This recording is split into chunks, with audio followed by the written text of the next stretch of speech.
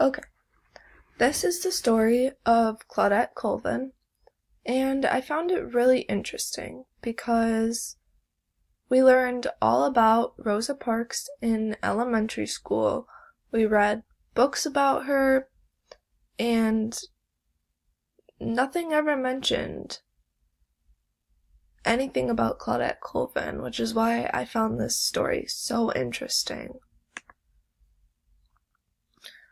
So basically, what happened in this story was that Claudette Colvin was riding a bus home from school one day, and she paid her fare just like every other passenger, but a white passenger wanted to sit where she was sitting, and she refused to give her seat up, and the bus driver told her that she needed to get up, but she thought that since she had paid, just like everybody else, then she should not have to give her seat up, which is true.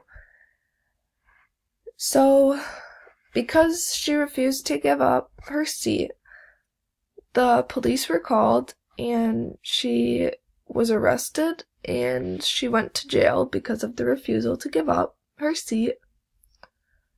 Eventually, she was released on bail, and after she was released, she contacted this organization, the NAACP, because she wanted to file a lawsuit against segregation because she thought it was so wrong what had happened to her.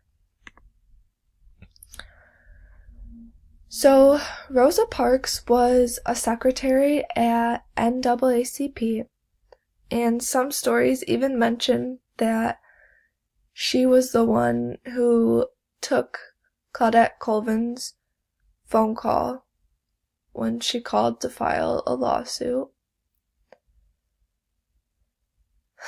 The organization wanted to use Colvin's story, but she didn't have the right icon look that they wanted because she was too young, and she actually got pregnant after she was released from jail, so they didn't think that a 15-year-old pregnant girl would have been the right icon. Some stories even said that her skin was too dark for the look that they wanted. So they decided that Rosa Parks, the secretary, had the right icon look that they wanted. She had lighter skin than Claudette Colvin, and she was a middle-class, normal woman who didn't stir up trouble often. So they decided to use her to recreate Claudette Colvin's story. Now, I really do believe that this takes away from the impact of Rosa Parks, because Rosa Parks did it as an act, and she did it for the attention. She did it knowing that she would be arrested and put in jail. But Claudette Colvin didn't do it to be put in jail and to be a poster child. She did it because she truly believed that they all had the same right to be sitting in whatever seat they wanted to be sitting in. So, I think that a child refusing to give up their seat would have had a much bigger impact on society and history than a stubborn middle-class woman. And I think this because it wasn't like she was a stubborn child. Like, some people may think that she was just a stubborn child. However, a stubborn child, when the police were called, would have given up her seat.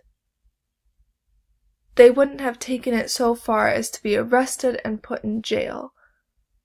So I think that if Claudette Colvin was known for this, and if Rosa Parks had never recreated it, and the story wasn't suppressed, then it would have made a bigger impact on society.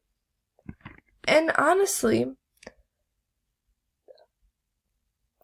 kids seeing this story, they might think that they can have a bigger impact on a big issue that's generally known as an adult issue, such as segregation. While we don't have segregation today, there are still other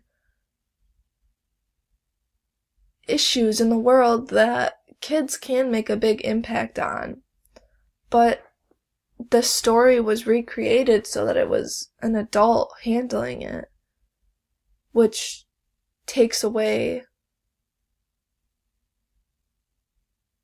the moral of the story, basically.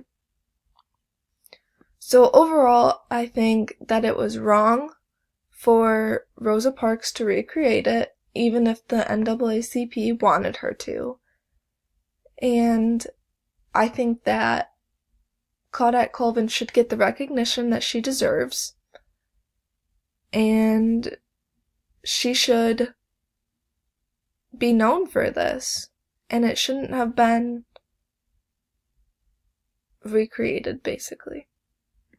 So my question is, was it wrong for the NAACP to have Rosa Parks recreate the humility of a 15-year-old girl for attention? And these are my sources.